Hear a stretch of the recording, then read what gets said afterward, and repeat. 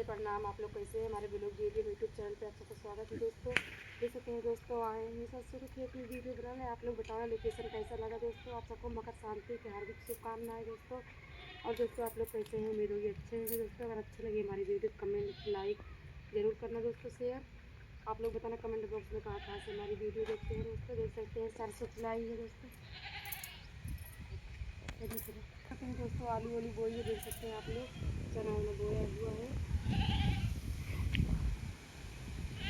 और दोस्तों देख सकते हैं कितनी हवा चल रही है, कितना अच्छा लग रहा है आज का मौसम। आप लोग कमेंट बॉक्स में जरूर बताना दोस्तों। आप लोग कहाँ से हमारी वीडियो देखते हैं, प्यारा प्यारा कमेंट जरूर करना दोस्तों।